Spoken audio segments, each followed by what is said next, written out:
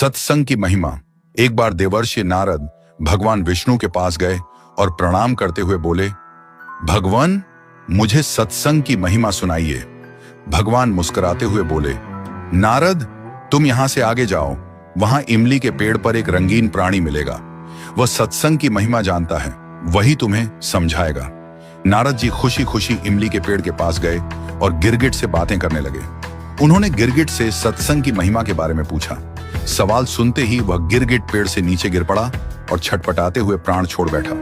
नारद जी आश्चर्यचकित होकर लौट आए और भगवान को सारा वृत्तांत सुनाया।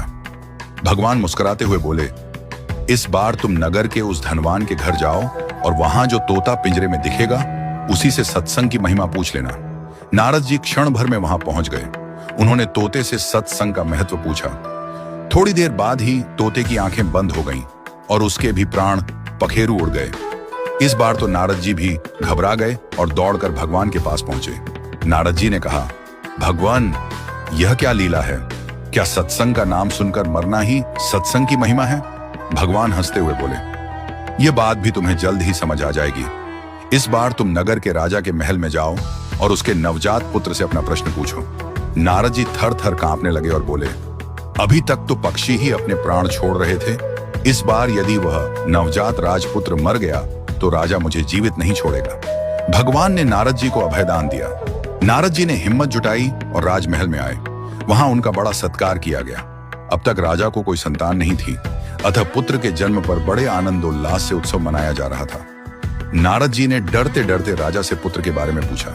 उन्हें राजपुत्र के पास ले जाया गया। पसीने से तरबतर, मन ही मन श्री हरि का नाम लेते हुए नारद जी ने राजपुत्र से सत्संग की महिमा का प्रश्न किया।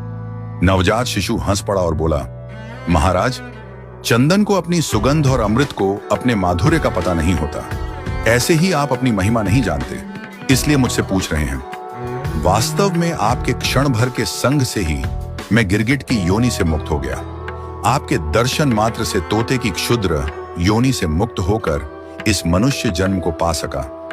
आपके साथ थोड़े से समय के सत्संग से मेरी कितनी ही योनियां कट गईं और मैं सीधे मानव तन में ही नहीं पहुंचा, अपितु राजपुत्र भी बना। यह सत्संग का ही अद्भुत प्रभाव है। हे देव, अब मुझे आशीर्वाद दें कि मैं मनुष्य जन्म के परम लक्ष्य को पा सकूं।